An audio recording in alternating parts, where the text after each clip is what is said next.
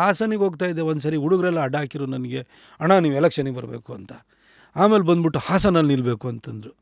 ನಾನು ಅದಕ್ಕೆ ಕೇಳಿದೆ, ಈ ಹಾಸನಲ್ಲಿ ಪರಿಸ್ಥಿತಿ ಹೇಗೆ, ನಾನು ಸಕಲೇಶ್ಪುರದವನು ಬೇಸಿಕಲಿ, ಹಾಗೆ ಹಾಸನದಲ್ಲಿ ನಿಲ್ಲಿ, ನಾನು ಅದನ್ನೆಲ್ಲ ಅಲ್ಲಿ ಏನು ಅವ್ರ ಹತ್ರ ಹೇಳಿದೆ ಅನ್ನೋದನ್ನ ಈಗ ಹೇಳೋಕ್ಕಾಗಲ್ಲ ಬಹಿರಂಗವಾಗಿ.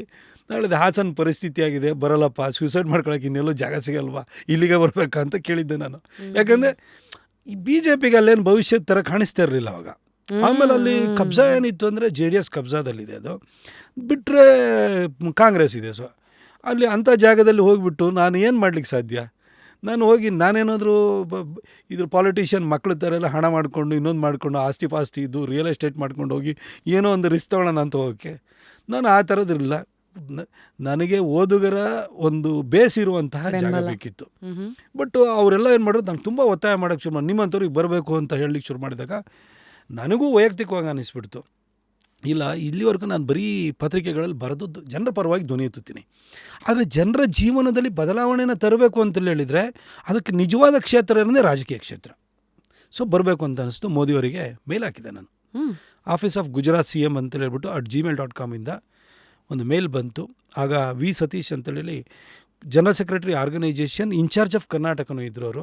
ಅವ್ರಿಗೆ ಬಂದು ನನಗೆ ನನ್ನ ಟಿಕೆಟ್ ವಿಷಯದಲ್ಲಿ, ಆಮೇಲೆ ನಿಜ ಹೇಳಬೇಕು ಅಂತಂದರೆ ಅವತ್ತು BJPಲಿ ನೇರವಾಗಿ ಹೇಳ್ತೀನಿ, ಕೋರ್ ಕಮಿಟಿಲಿದ್ದಾರೆ ಪ್ರಹ್ಲಾದ್ ಜೋಶಿ ಅವ್ರನ್ನ ಒಬ್ಬರನ್ನ ಬಿಟ್ಟರೆ ಉಳಿದವರೆಲ್ಲ ಅಗೇನ್ಸ್ಟೇ ಇದ್ರು ನನಗೆ. ಯಾಕಂದರೆ ನಾನು BJP ಮೆಂಬರ್ ಅಲ್ಲ ಅಂತ ಅವ್ರ ಭಾವನೆ. ಆದರೆ ಇವರೆಲ್ಲ ಎಷ್ಟೋ ಜನಕ್ಕೆ ಇವರೆಲ್ಲ ಶಾಲೆಗೆ ಹೋಗೋಕ್ಕಿಂತ ಮೊದಲೇ ನಮ್ಮಪ್ಪ ಗ್ರಾಮ ಪಂಚಾಯತಿ ಅಧ್ಯಕ್ಷರಾಗಿದ್ದರು ಜನಸಂಘದಿಂದ ಅಂತ ಇವ್ರಿಗೆ ಗೊತ್ತಿಲ್ಲ ಅಷ್ಟೇ. ನನ್ನ ಹಿನ್ನೆಲೆ ಏನು ಅನ್ನೋದು ಗೊತ್ತಿಲ್ಲ. ನಾನು ಶಾಲೆಗೆ ಹೋಗ್ತಾ ಇರ್ಬೇಕಾದ್ರೆ 1986 ನಾನು ಶಾಲೆಗೆ ಹೋಗ್ತಿದ್ದನು. ಆವಾಗಲೇ ನಾನು ITC ಕ್ಯಾಂಪ್ ಮಾಡಿದ್ದೆ, ನಾನು RSS ಶಾಖೆ ಮಾಡಿದ್ದೆ. ನಮ್ಮಪ್ಪ ITC OTC ಎರಡೂ ಮಾಡಿದ್ದೆ, ನಾಗ್ಪುರದಲ್ಲಿ OTC ಮಾಡಿದರು. ಆದರೆ ಇವ್ರಿಗೆ ಗೊತ್ತಿರಲಿಲ್ಲ, ಇವು ವಿರೋಧಿಸಿದ್ರು ನನ್ನನ್ನು. ಆಮೇಲೆ ನಾನು ಪತ್ರಕರ್ತನಾಗಿದ್ದಾಗ BJP ಅವ್ರನ್ನ ಬಿಟ್ಟಿಲ್ಲ, ಎಲ್ಲರ ಬಗ್ಗೆನೂ ಕೂಡ ಟೀಕೆಯನ್ನು ಮಾಡಿದ್ದೀನಿ. ನಾನು ನನ್ನ ಲೇಖನಗಳನ್ನು ತೆಗೆದುಕೊಂಡು ನಾನು ಬರೀ ಕಾಂಗ್ರೆಸ್ಸನ್ನು ಬೈತಾ ಇದ್ದೆ ಅಂತಲ್ಲ, ನಾನು BJPನೂ ಕೂಡ ಭಾಳ ಕಠಿಣವಾಗಿ ನಾನು ಟೀಕೆಯನ್ನು ಮಾಡಿದ್ದೀನಿ. ಹಾಗಾಗಿ ನಾನೇನು ಯಾರ್ದೋ ಪರ ಇದ್ದವನಲ್ಲ, ನಾನು ಬ್ಯಾಲೆನ್ಸ್ಡ್ ಆಗಿರ್ತಾಯಿದ್ದೆ. ಹಾಗಾಗಿ ನನಗೇನು ಪರ ಇರಲಿಲ್ಲ. ಬಟ್ ನನಗೆ ಅವತ್ತು ಸಂಘ ಪರಿವಾರ ನನ್ನನ್ನು ಕೈ ಹಿಡೀತು. ಪ್ರತಿಯೊಂದನ್ನು ಕೂಡ ನನ್ನ ಟಿಕೆಟು ಅಂತಿಮವಾಗಿ ನನಗೆ ಕೈಗೆ ಬರೋ ಜೊತೆಗೆ ನನ್ನ ಚುನಾವಣೆಯನ್ನು ನಿರ್ವಹಿಸಿ ಎಲ್ಲ ರೀತಿಯಿಂದಲೂ, ಯಾಕಂದರೆ ನನ್ನ ಹತ್ರ ನನ್ನ ಅಕೌಂಟಲ್ಲಿ ಅತ್ಯಂತ ಕಡಿಮೆ ನನಗೊಂದು ಭವಿಷ್ಯ ನನಗೆ ಗೊತ್ತಿರೋ ಪ್ರಕಾರ ಒಂದು 22,000 ರೂಪಾಯಿ ಹಣ ಇತ್ತು. ಅದು ಯಾವ ಹುಚ್ಚಲ್ಲಿ ಬಂದು ಇವತ್ತಾಗಿದ್ದೀರೋ ನಾನು ಯೋಚನೆ ಮಾಡ್ತಿರಲಿಲ್ಲ. ಏನೋ ಮೋದಿ ಮೋದಿ ಮೋದಿ ಅಂತ ಬರಿತಾ ಇದ್ದೆ. ಈ ಹುಡುಗರೆಲ್ಲ ಬಂದ್ಬಿಟ್ಟು ನನಗೊಂದು ರೀತಿಯಲ್ಲಿ ಏನೋ ಒಂದು ರೀತಿ ಒಂಥರ ಚಿತಾವಣೆ ಕೊಟ್ಟಂಗಾಯಿತು ನನಗೂ. ನಾನು ಆಯಿತು ಹೋಗಿ ಬಿಡೋಣ ಅಂತೇಳಿ ಹೇಳ್ಬಿಟ್ಟು ನುಗ್ಗಿ ಮೋದಿಯವರಿಗೆ ಮೇಲ್ ಕಳಿಸ್ತೆ. ಅದಾದ ನಂತರ ಏನೇ ಸರ್ಕಸ್ ಮಾಡಿದೆ, ವಿಶ್ವೇಶ್ವರ ಭಟ್ರು ನನ್ನನ್ನು ಬಲವಾಗಿ ನನ್ನನ್ನು ಕೈ ಹಿಡಿದು ಪ್ರತಿಯೊಂದು ಪ್ರೋಸೆಸ್ಸಲ್ಲೂ ಮುಂದುವರಿಸ್ತವ್ರು ವಿಶ್ವೇಶ್ವರ ಭಟ್ರು. ನನಗೆ ಎಡಿಟ್ರು ಅವರು. ನನ್ನನ್ನು ಇವತ್ತು ನಾನಿಲ್ಲಿ ಬಂದು ಕೂತಿದ್ದೀನಿ ಅಂತ ತಿಳ್ಕೊಳ್ಳಿ, ಇದಕ್ಕೆ ನನಗೆ ವಿಶ್ವೇಶ್ವರ ಭಟ್ರು ಎಲ್ಲ ರೀತಿಯಿಂದಲೂ ನನ್ನ ಕೈ ಹಿಡಿದು ಬೆಳೆಸ್ತವ್ರು. ಅವರು ನನಗೆ ವೇದಿಕೆಯನ್ನು ಕೊಟ್ಟಂಥವ್ರು, ಅವರು ನನ್ನನ್ನು ಎಲ್ಲ ರೀತಿಯಲ್ಲಿ ತೀಡಿದವರು. ಅವರು ಪಾಲಿಟಿಕ್ಸ್ ಬಗ್ಗೆ ಯೋಚನೆ ಮಾಡಿದಾಗಲೂ ಕೂಡ ಫಸ್ಟು ಡಿಸ್ಕಸ್ ಮಾಡಿದ್ದು ನಾನು ಯಾರ ಜೊತೆನೂ ಮಾಡಿರಲಿಲ್ಲ, ನಾನು ವಿಶ್ವೇಶ್ವರ ಭಟ್ರ ಹತ್ರನೇ ಡಿಸ್ಕಸ್ ಮಾಡಿದ್ದು.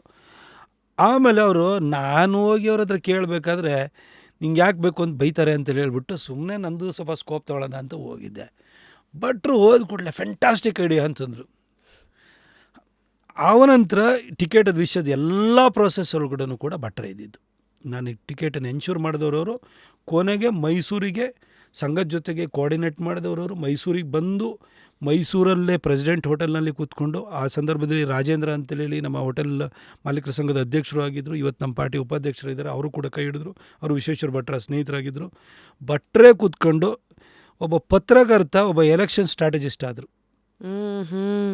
ಹಾಗೆ ವಿಶ್ವೇಶ್ವರ ಭಟ್ರು ಎಲ್ಲ ರೀತಿಯಲ್ಲೂ ನನ್ನ ಒಂದು ಸಂಪನ್ಮೂಲ ಚುನಾವಣೆಗೆ ಬೇಕಾದದ್ದನ್ನು ಅದರದ್ದು ಹೊಂದಾಣಿಕೆ ಮಾಡೋದ್ರಿಂದ ಹಿಡಿದು ನನ್ನನ್ನು ಮುನ್ನಡೆಸೋವರೆಗೂ ಪ್ರತಿಯೊಂದು ಎಲೆಕ್ಷನ್ ಸ್ಟ್ರಾಟಜಿ ಎಲ್ಲ ಮಾಡೋದ್ರೊಳಗಡೆ ವಿಶ್ವೇಶ್ವರ ಭಟ್ರೆ ಇದ್ದಿದ್ದು. ಅವರ ಒಂದು ಕೃಪೆ, ಸಂಘ ಪರಿವಾರದ ಒಂದು ಆಶೀರ್ವಾದ, ಮೋದಿಯವರ ಹೆಸರು ಹಾಗೂ ಅಸಂಖ್ಯಾತ BJP ಕಾರ್ಯಕರ್ತರ ಪ್ರೀತಿಯಿಂದಾಗಿ ನಾನು ಅಯಾಚಿತವಾಗಿ ಸಂಸದನಾದೆ.